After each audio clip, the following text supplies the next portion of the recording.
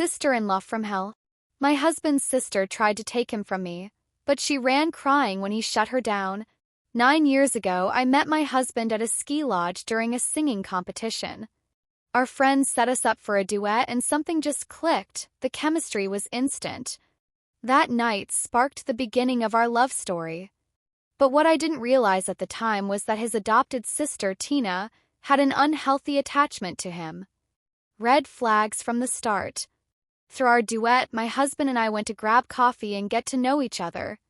That's when Tina stormed up to us, demanding that he come back to their group. She didn't even acknowledge me, just acted as if I didn't exist. When my husband told her no, she ran off crying. Later, I found out she had taken her sister's room key cards and locked them out of their rooms in a fit of jealousy. First, I thought she was just being an overprotective sibling, but as the years passed, her behavior became disturbing. Acting like the girlfriend, not the sister. Fast forward to when my husband and I bought a house together. We threw a housewarming party, inviting close friends and family. Tina showed up wearing a tight club dress, completely ignored me, and hung all over my husband the entire night. She kissed him on the cheek, touched his arm whenever she laughed, and kept reminiscing about their childhood together like she was trying to prove something. Even our guests noticed.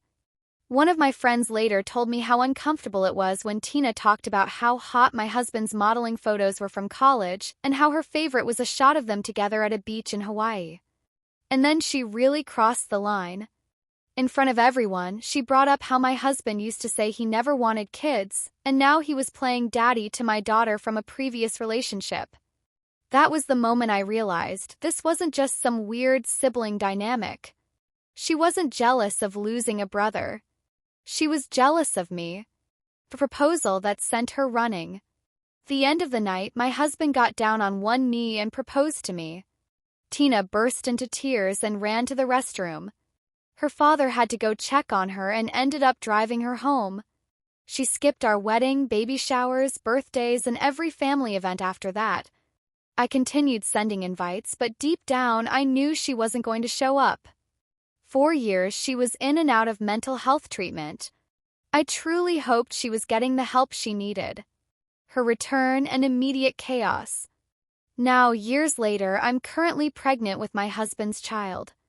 A few weeks ago, my mother-in-law called to RSVP for my baby shower and casually mentioned that Tina would be attending with her new boyfriend. I was shocked. We hadn't seen her in years. I was hesitant, but I agreed, hoping that time and therapy had changed her.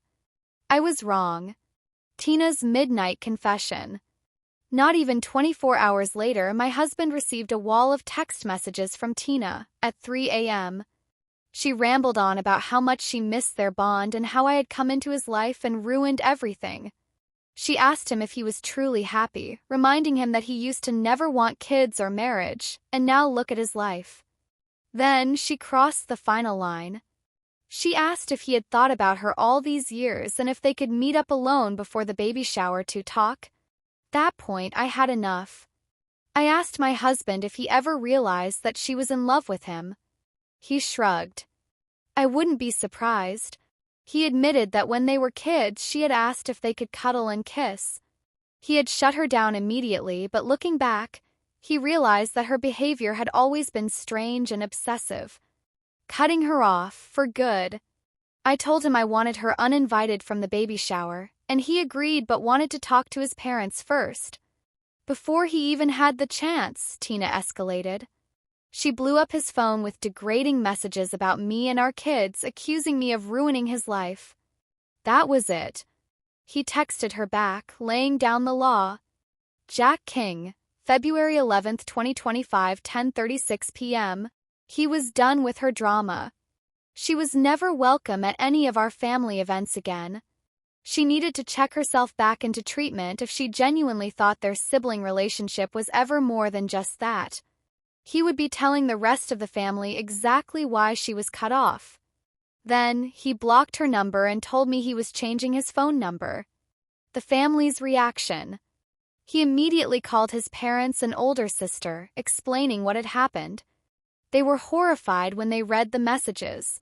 His father admitted that he had always suspected she had a little crush on my husband, but it wasn't until our housewarming party years ago that he confronted her. Apparently, after that meltdown, she confessed to him that she had been keeping a diary about my husband for years, journaling about her feelings for him since she was a teenager. Her father had managed to keep her hospitalized multiple times for mental health treatment, which is why she had kept her distance. They apologized for thinking she had changed and agreed to handle the situation privately. One last twist. Later that night, my biological sister-in-law called me, completely disgusted by what she had learned.